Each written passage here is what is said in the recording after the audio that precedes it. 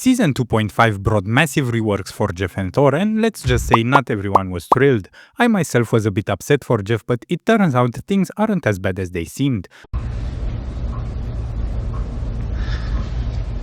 Look how they massacred my boy. I tried the new Jeff in the last few days and I was constantly getting MVPs and SVPs, so let's go over how the changes impacted him, what he lost, what he gained, and the overall assessment. We'll break it down into 4 categories with timestamps if you want to skip ahead, and if you enjoy the content, hit the subscribe button so you don't miss out on future videos. Let's start with mobility. Jeff's mobility took a heavy hit, but was it gutted? Well, it's gutted in the same way someone with infinite money would feel gutted if they suddenly had only $1 million. I mean, he lost mobility, but he has enough to get by. His hide-and-seek ability still does the job, and I noticed that whenever I wanted to escape a diver, get away from Spider-Man, or dodge magic, I had enough time to get to safety or avoid them. It's enough to dodge ultimates, but sometimes it's not enough to get back quickly. This can pull you out of the action for a moment, but thankfully his healing bubbles kept their movement boost, so you can use them to speed up and get back in position. It's also enough for quick repositioning, finding a better angle, or even reaching a teammate in time to save them. With mobility, I think, yes, Jeff got quite a big downgrade, but it's not necessarily something that really hinders him. You can no longer run around the map, flank, dive and such, but this was the intent, to cut off the Jeff DPS playstyle. So for a strategist focused on healing and supporting the team, this mobility downgrade isn't a huge hindrance at all. It's enough to get by and do his job effectively. Next up, let's talk about his healing.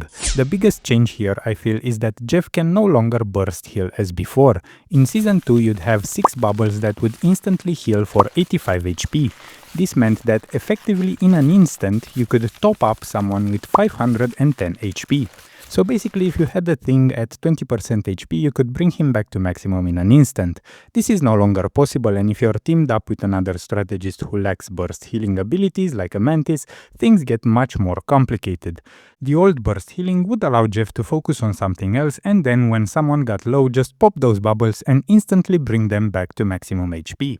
Now, while the individual bubbles do offer more total healing, and they also provide a 15% healing boost for their duration, it's still nowhere near the same level of burst healing as before. And this is where the downgrade truly impacts Jeff. For mobility, yes, you still have some mobility to do your job, but with burst healing, you no longer have that at all. If a tank is heavily focused, it becomes incredibly difficult to keep them alive by yourself once they get low. And I felt that in games.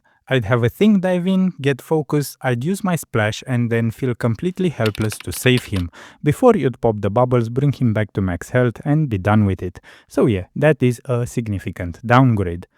Next up on the list is damage, and here Jeff got an upgrade in my opinion. If you position yourself well and try and stay behind your team and line up your stream just like you would with Luna's clap, you'll deal plenty of damage.